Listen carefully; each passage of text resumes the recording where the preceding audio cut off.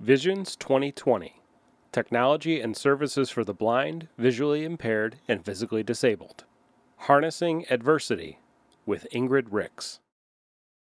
It's really great to be here with all of you today. I know so many of us are facing really, really hard challenges in our lives, and I'm really grateful for the opportunity to share my story and the secrets I've learned that have enabled me to really harness my adversity, flip it on its head, and even turn it into an asset. Harnessing adversity and embracing the now sounds great in the abstract. I think it's really easy for us all to lean into that concept and really grab hold of it when life is swell and everything's going our way. But I think as all of us can attest, it's another thing entirely when it feels like a dump load of wet cement has just been dropped on us. And that's where I was a year and a half ago. So pinned to the ground by grief, fear, and despair that I really couldn't move. My emotional descent into darkness had happened a few months earlier when my eyesight took a nosedive. After a 15-year fight to save my eyesight from the rare degenerative eye disease retinitis pigmentosa, it had gone into free fall.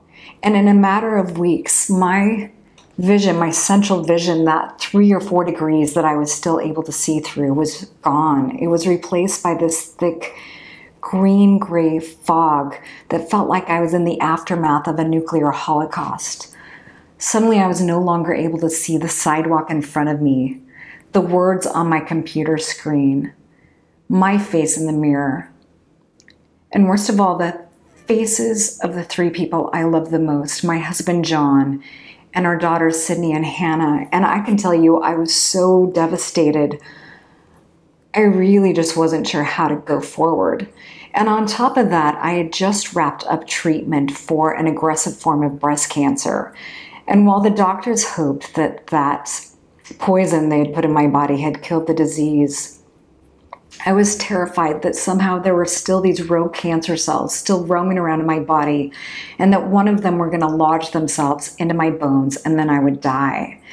And when I wasn't worrying about dying, I was panicking over how I was going to survive if I stayed alive.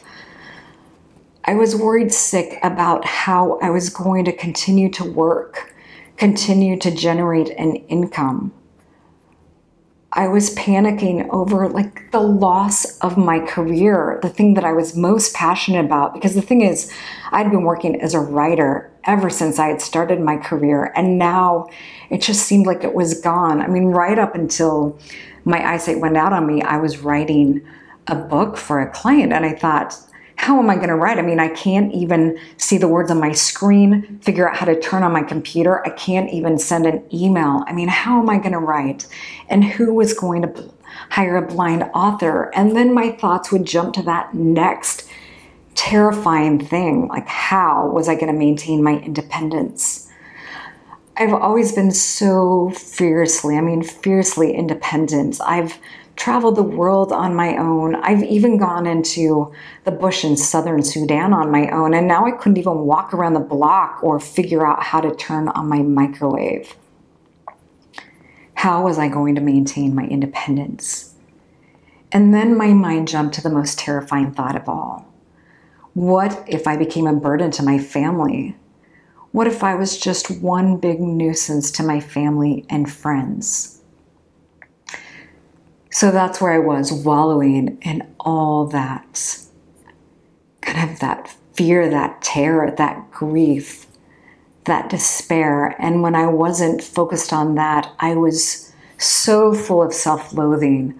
I despise myself for failing to save my eyesight, because somehow I had convinced myself that if I wanted something enough, that if I fought and went after it with everything in my being, I could have what I wanted. I thought it came down to sheer willpower and determination. That if I applied this willpower and determination, I could, unlike everyone else, kind of navigate those craters and that pitfalls and those bad things that happen to other people. Again, I thought it came down to sheer willpower and determination, and I had that in spades. It's what had enabled me to kind of overcome and maneuver a rocky childhood, and then put myself through college, and then launch a freelance writing career, a really successful one, and then evolve into a memoir author. So I thought, that's it. I'm just going to apply that same willpower and determination to my eyesight. I didn't care what the doctors said. I decided that they were dead wrong. I was going to see. So I started my quest, and the first thing that I did is I launched a blog called Determined to See to put my intentions into the universe. I'm a big believer in intentions. So I did that, and then I went to work, and I started by green juicing. And then I became a vegan. And then I started downing cocktails, and I mean cocktails of vitamin supplements and minerals and Chinese herbs, anything that I could get my hands on or that I read about. I started doing 30-minute increments of daily eye exercises, and I did them 3 times a day. I started staring into this color therapy lamp to work on my primary colors, and then I applied microcurrent stimulation to my eyes, and they're these electrical currents that are meant to increase blood flow and circulation to the retina, and then also kind of strengthen that current between your brain and your retina. I did cold water therapy, even though I cannot stand being cold.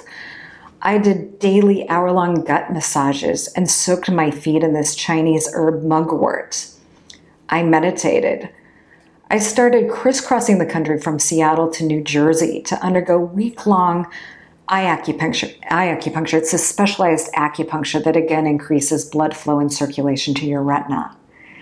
And I even went to China twice. The first time I went for 2 weeks to undergo stem cell implants and this vascular shunt surgery where they drill holes in either side of your head and they reroute your arteries, your main artery to your retina again to increase blood flow and circulation. And then I went again, this time to get these blood plasma injections from my own blood, and then these really painful nerve growth factors to increase, or rather to stimulate my optic nerves. I'm telling you, I did everything to save my eyesight. And for a while, it seemed to be working. I mean, in early January of 2015, I actually went downhill skiing for the first time in a decade because I was seeing more, particularly in my mid-periphery. It had expanded, it had opened up. And then that spring, I even picked up a tennis racket. Not that I had ever played tennis before, but I thought, well, I'm giving it a try because, again, I could now catch balls in my mid-periphery. And I thought, that's it. I've done it. I've controlled my destiny. And life was great. And then November hit. And I'd made an appointment just for my regular annual exam. But when I went to that appointment, my doctor found a lump. And that lump turned out to be an aggressive form of breast cancer, triple-negative breast cancer. Definitely not what I was planning on. And after undergoing that surgery, I started up on 6 rounds of chemotherapy to kill that cancer. And in the process, it did a number on my eyesight. By the end of 4 rounds, my eyesight was so foggy, so bad, that I made the decision to stop that treatment 2 rounds short, really playing Russian roulette to save my eyesight. That's how hard I tried to control my destiny. But it didn't work. And here I was now, huddled in a floor in my living room. I mean, honestly, I was in a ball in this fetal position, wallowing in so much grief and despair. I didn't know how to go on. It felt like someone had thrown me into this deep, dark pit. And no matter how hard I tried, I couldn't get out of that pit. It felt like I was being buried alive and I couldn't breathe.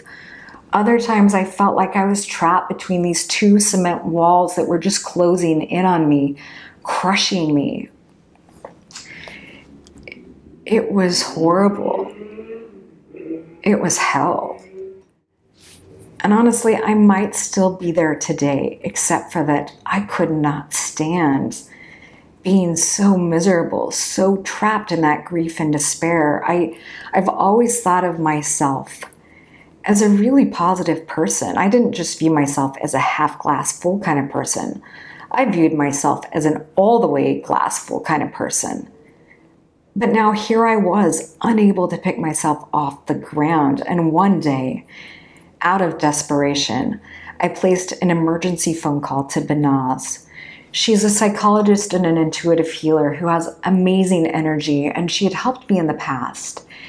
And this day I called her and I was sobbing, and I said, Banaz, I need some tools. I need some tools to get out of this deep, dark pit. I need help. And she said, well, what I do when I'm really having a tough emotional time is that I focus, or rather refocus my attention from that loss and that fear place to those things that I'm passionate about, those things that bring me joy and peace. She said, but some days that doesn't work. And so if I'm having a really tough emotional time and my refocus technique isn't working, I take a step back and I just watch it. And I allow myself to feel that so the emotions can pass through. She said, what I don't do is judge myself for feeling that. What I don't do is punish myself. She said, that doesn't do any good. And it just makes those emotions and those feelings stay longer. She said, but if you do choose to get on that emotional train, keep in mind that you don't have to ride that train all the way into that deep, dark tunnel. You can choose to get off that train anytime you'd like. She said it comes down to just really being aware, being conscious of it, so that you can make that choice. And, her words really resonated with me. They made a lot of sense, but still, I was still just sobbing into the phone because I said, yeah, Banaz, but how am I going to work? How am I going to maintain my independence? At the time, I really identified so much of my identity with my eyesight, and it felt like everything had been stripped away from me. And I just kept saying, what am I going to do now? And after about 5 minutes of this, she said, my dear, why are you telling yourself these stories? Why are you telling yourself that now I'm weak instead of strong? She said, why are you telling yourself that now I don't have a career, that now no one will hire me, that now I have no independence and I have no way of impacting people's lives? She said, my dear, these are just stories, and you need to change the stories you're telling yourself. And I'm telling you, those words hit hard because I knew the truth of them. Now, I've always thought of myself as this empathetic person, but I realized I was being so cruel, so demeaning, so mean. I realized that I had been viewing my vision loss and also that body part that had been taken from me due to the cancer surgery. I realized that I had viewed those two things as integral pieces of me, that they were me. And as a result, I felt like I was now no longer whole, that I had lost my place in society. And as I sat, really letting her words seep in, I realized, wow, I have got to change this.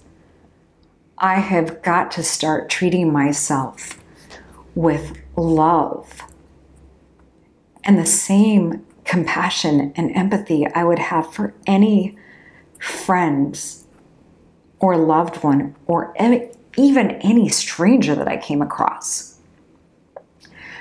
I also, as I thought about this some more, I thought, I'm going to take a step back and I'm going to test the validity of the stories that I've been telling myself to see if there's even any truth to them. So I started with that big question, that first big question. is it true that I can no longer work? Is it true that I can no longer write and that people won't hire me? And I thought, well, I mean, it's temporarily true that I can't write. I mean, at the moment, I didn't know how to open the applications or even compose and send emails. But I also knew that there was amazing technology out there, amazing assistive technology, and that if I could just let go of that tight grip from the past, let go of the way I had been doing things and adapt to a new way of doing things, I could get back to writing and editing in no time. So I knew that story was false. I asked myself, is it true that I am a burden to my family? And is it true that I no longer have any independence? And I had to think about this, and then I thought, well, isn't that what friends and family and community are about? Aren't we supposed to be able to lean on each other in times of need? And I thought, I mean, asking for help isn't a sign of weakness. It takes an incredible amount of courage to ask for help. And again, that doesn't make me a burden, that makes me human. So that story was false. Then I asked myself, is it true I no longer have any independence? And again, I knew this came down to letting go of that tight hold on the past so I could adapt and evolve to my current situation. Again, I knew there were so many adaptive tools and so much amazing technology available to me if I just was willing to adapt and evolve. So that story was false. Then I asked myself, is it true that I've failed? Is it true that I've failed because I couldn't save my eyesight? Now this one I really didn't have to think about much. I knew it was a load of crap. I knew with every part of my being that the only way any of us fails is if we don't try. The only way we fail is if we quit, and neither of those things are in my DNA. My dad always has this saying, you never know what you can accomplish as long as you keep on going. As soon as you quit, you have your answer. And I knew that first I had done everything in my power to save my eyesight. But the thing is that I was continuing to keep going. I was continuing to search out clinical trials and medical advancements, new advancements in technology to restore my eyesight. And I knew I would never quit that quest to see. And in terms of cancer, I was doing everything in my power to live a healthy lifestyle and do everything necessary in my power to prevent its return. So no, I didn't fail. That story was a big, fat, false no. Finally, I asked myself, does this vision loss hurt? Is this vision loss and this looming threat of cancer scary? And I thought, yeah, this is true if I focus on those things. If I focus on the fear and the loss, then yes, it's scary and it absolutely hurts. But what I realized is that when I am thinking about other things, when I am interacting with other people, focusing on my strengths, I almost forget about it. So I realized this comes down to a choice. And when I thought more about kind of this idea of, does it hurt, and adversity, I realized sitting there in my living room that I certainly didn't have a monopoly on adversity. I mean, we all struggle with hard things in our lives. Some of us struggle with unimaginable hard challenges and things in our life. As I was sitting there thinking about this, reflecting on this on my floor in my living room, I thought about 15 years earlier when I had taken a trip to South Africa to write about the plight of AIDS orphans for a small nonprofit. Now, the thing is, I spent that entire flight, it was right after I had been diagnosed with RP, and most of that flight I was focused on this pending doom. and who was going to hire a blind journalist. I really was sort of wallowing in self-pity. So I didn't even really think about the desperate, miserable circumstances that awaited me until I arrived in the Nkamazi region. It was kind of this community, this region tucked in the northeast corner of South Africa. And what I encountered was nothing I had ever encountered before. I mean, 40% of the population there had full-blown AIDS. It was the largest concentration in the world. And everybody knew that the stats were much higher because people were starting to get too scared to get tested. I mean, the area was just desolate. No infrastructure, just kind of this desolate, barren landscape that was muddy and really miserably hot. I think it was 115 degrees during the time that I was there, hot and humid. The only infrastructure that I could see for miles were just these cement huts, one after another, with dirt floors, and the huts were no more than, say, 10 by 10 feet. The only commerce that I could see were these wooden shacks by the side of the road with these 10 and 11-year-old boys building wooden coffins. I was told that the community had stopped having funerals. There were just way too many people dying. So I spent my next 2 days tagging along with relief workers, going from one hut to the next to administer to those who were dying. We would go into these huts where people lay in that suffocating heat on their cots, emaciated and nauseated with these open sores. And those aid workers would do whatever they could to make them kind of ease their pain a little bit. We'd put wet cloths on their head to cool them down a little bit. They would give them herbs, but mostly they would try to comfort them by telling them that they would look after their children when they were gone. And that was the other thing that I really didn't think about. Because when these children were left orphaned, it meant they were also homeless. It meant that they had to look after for themselves, and they had no food, so they were starving. Some of them would eat leaves. They would run and pack and eat leaves to survive. And then they'd spend the nights on whatever adult would let them come in and sleep on their dirt floors. I mean, they had to run in gangs to try to protect themselves from these thugs who would attack them. That's how destitute and desperate this situation was. And after 2 days of this, I just felt so overwhelmed by the situation that I just wanted to get out of there. I remember the last day in that last visit, it was around 4:30 in the afternoon.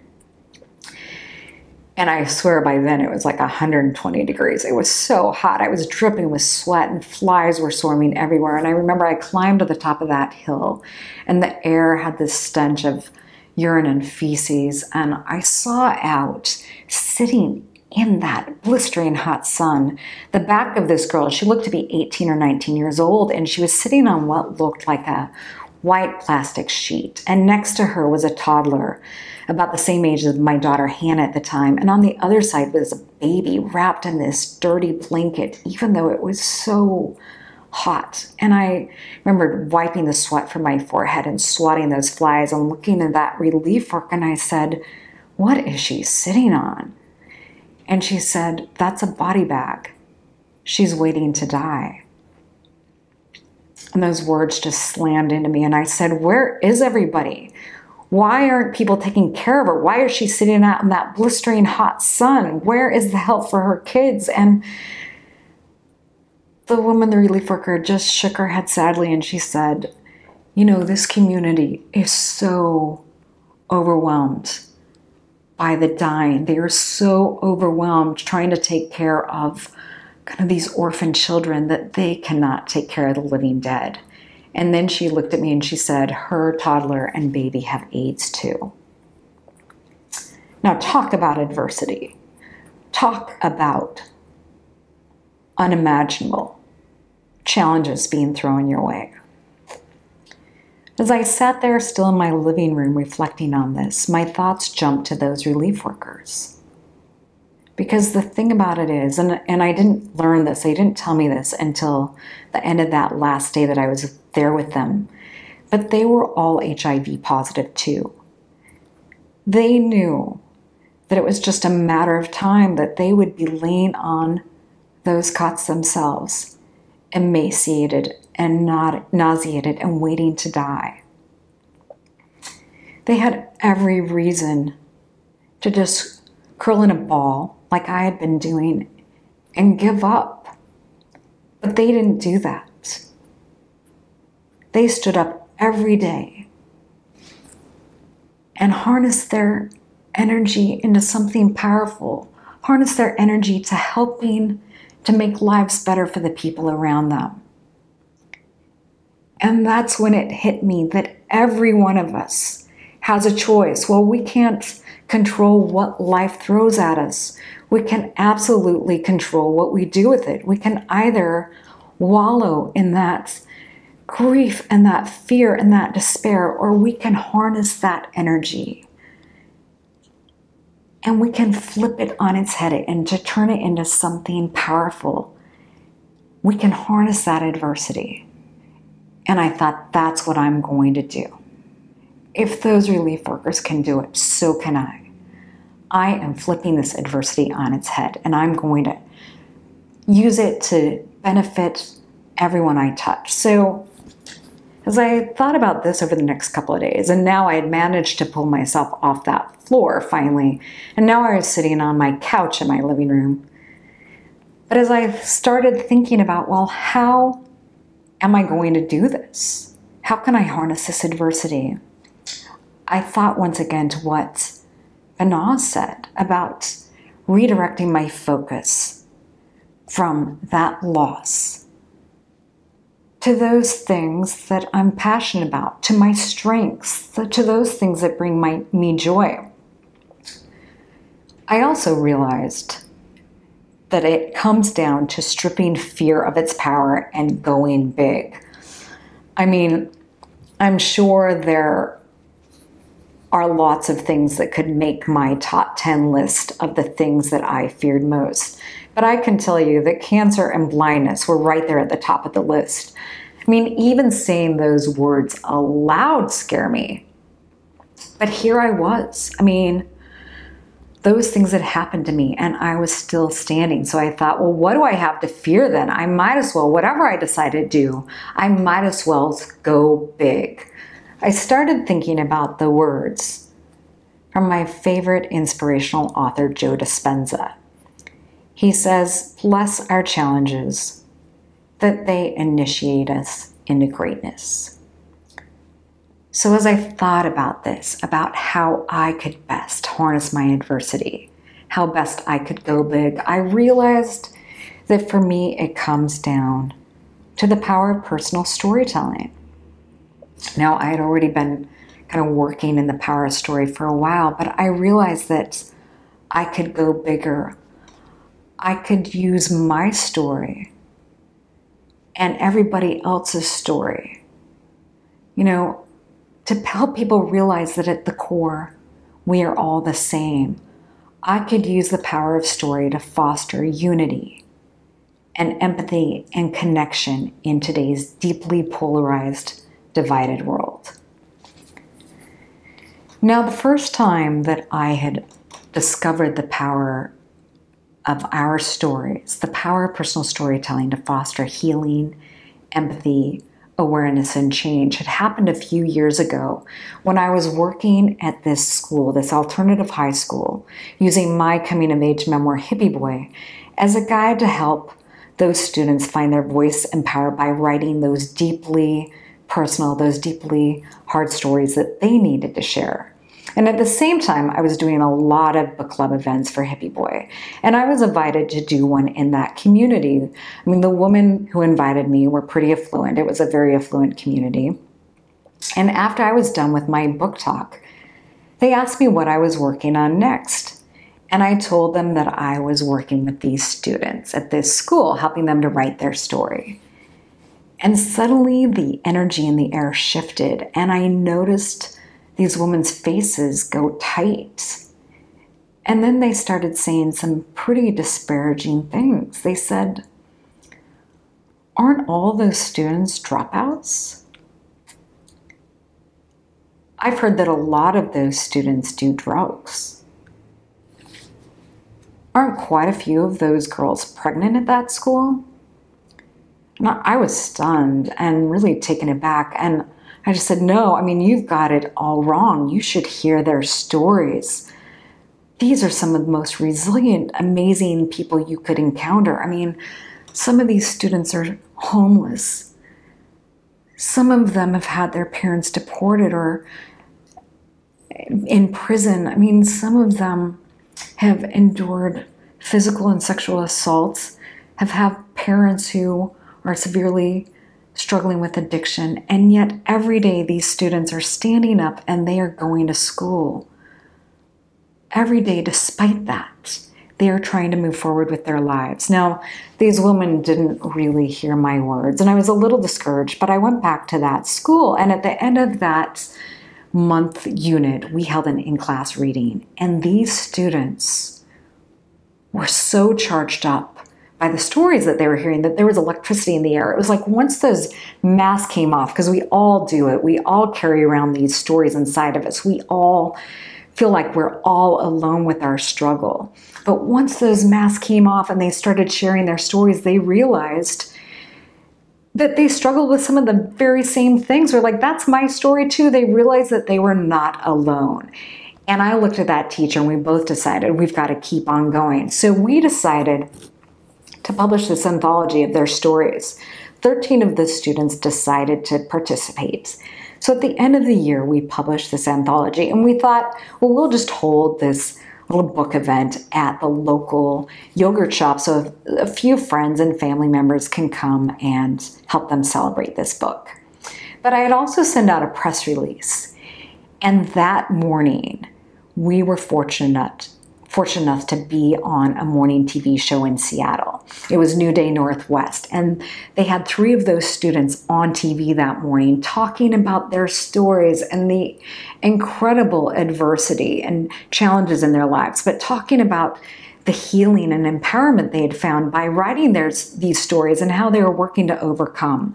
One of those students said, you know, I didn't realize that we were writing this self-help book, not only for ourselves, but for everybody that hears our stories or reads our stories. And it was like magic. That afternoon, 300 or 400 people from that community, that same community who judged these students based on what they saw or thought they knew externally, lined up around the block to meet what they now understood, just like me, that these teens were some of the most resilient people they had encountered because of their stories.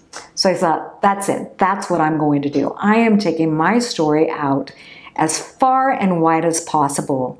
I'm going to share my stories and struggle to help kind of remove labels, to get people to rethink painful labels in our society, to rethink the way they view people. Rethink labels, whether it's because of the color of someone's skin, or their religion, or their gender, or their sexual orientation, or whatever their struggle might be, you know, that's been shoved under that disabilities label. I'm going to use the power of story to erase these labels and bring people together.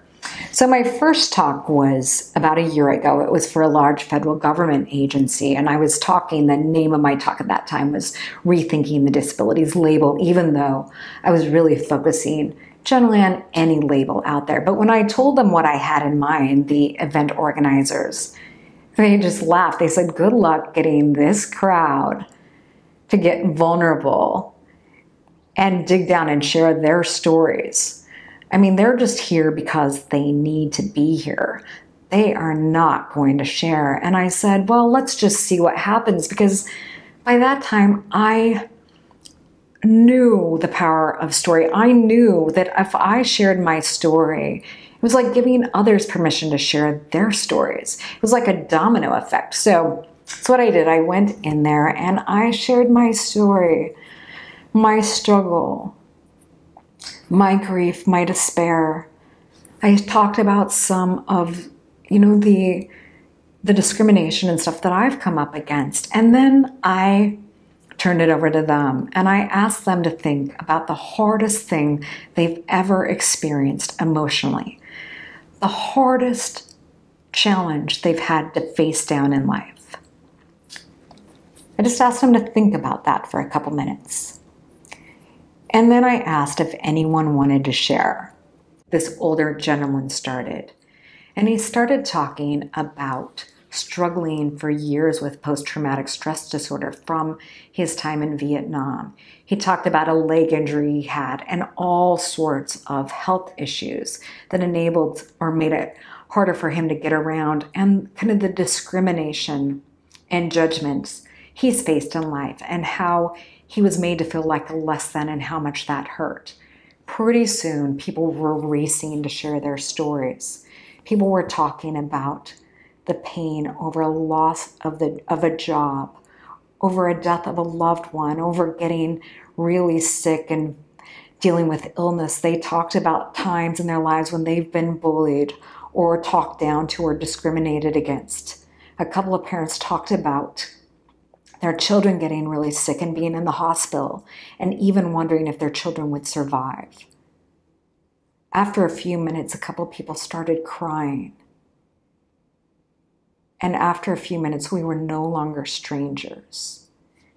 We were one big connected community, united by our stories. So that's what I'm doing to harness my adversity.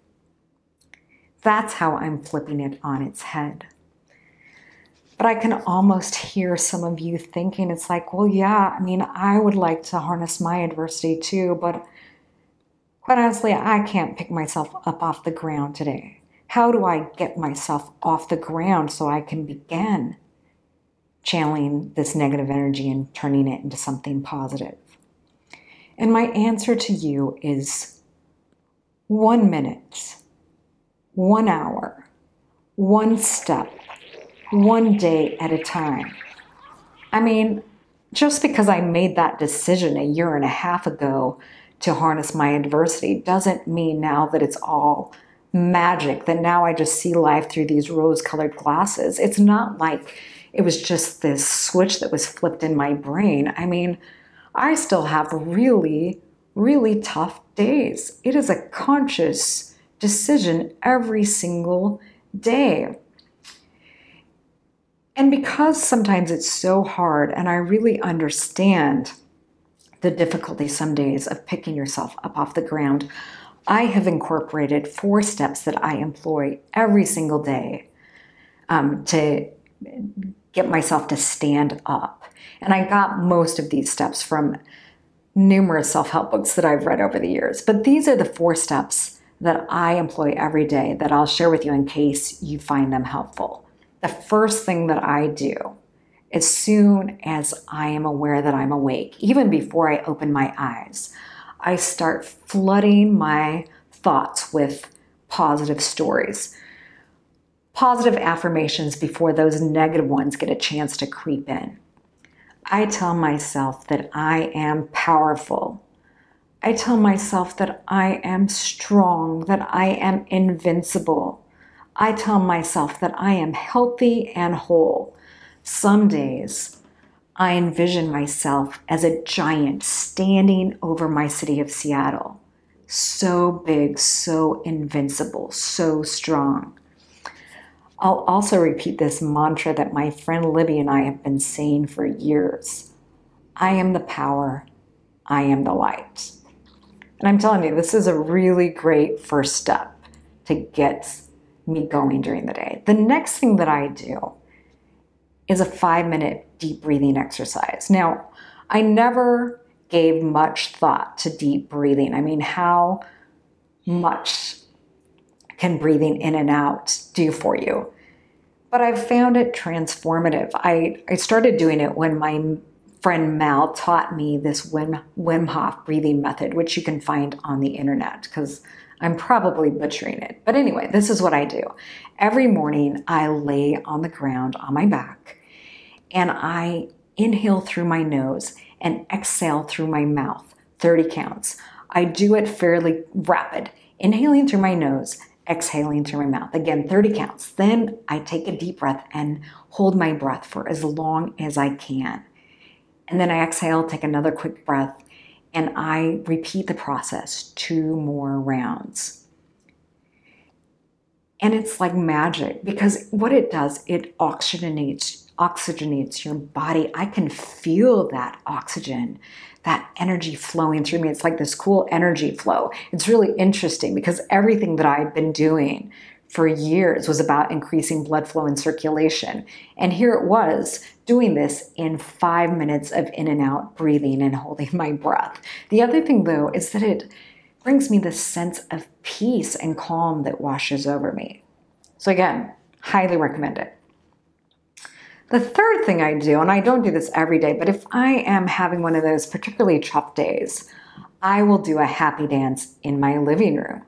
I will crank up James Brown's I Feel Good on my iPhone and just start jumping around, dancing, going crazy. And I can tell you, if you want to flip your mood, this is the way to do it. Once those endorphins are flushing through your body and you're jumping around to upbeat music, it is impossible to stay in a bad mood.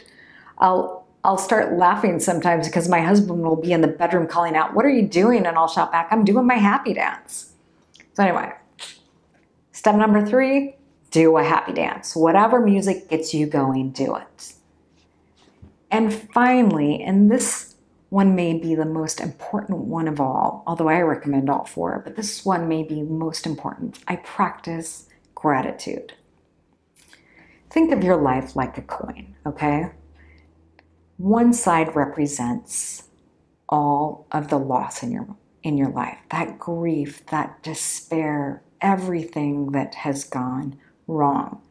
When I imagine it, I always imagine it like tails, though tails may be your happy place. But anyway, so again, that one side of the coin represents all the loss, all the grief, all the despair.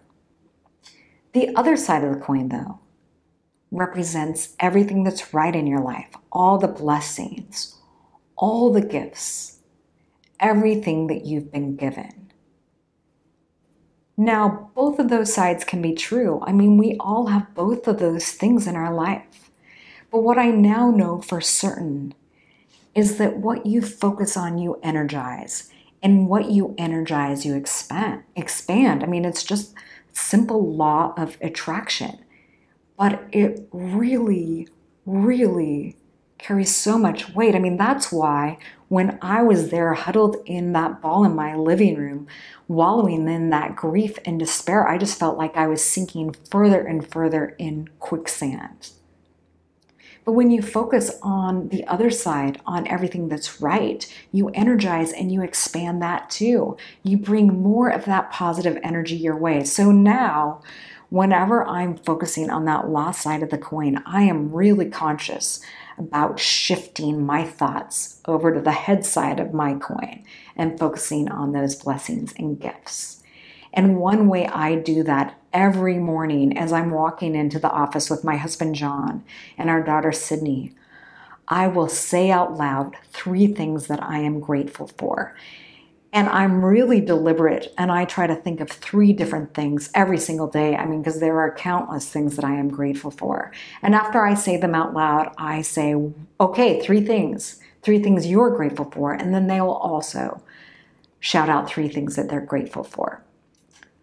I'm telling you, it makes all the difference. If you do nothing else, practice gratitude. Okay. So that's how I'm pulling myself off the ground every day. That's how I am shifting my focus and that energy from negative to positive. That's how I'm harnessing my adversity. Now I'm shifting it to you, and I'm asking you that question. Are you harnessing your adversity? Or are you letting your adversity harness you?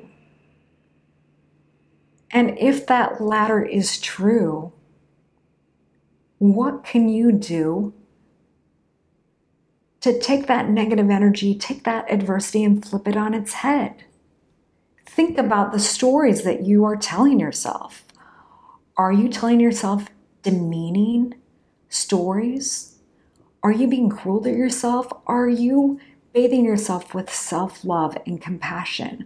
Look at those stories that you're telling yourself. And if they're negative, look at replacing those negative stories with positive stories. Are you holding on tight to the past, to an old way of doing things that no longer works? And if so, what can you do to adapt and evolve so that you can go big, so that you can bless your challenges, that they initiate you into greatness? Because here's the thing. I mean, one thing that I know at this point more than anything is that life is just one big, wild roller coaster ride.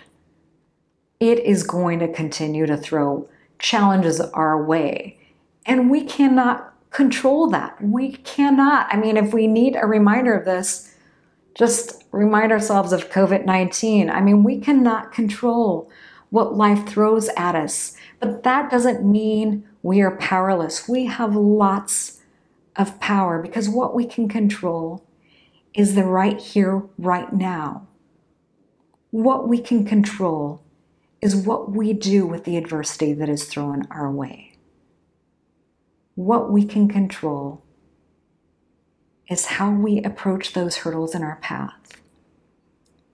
That's what makes all the difference. And at the end of the day, that's what matters.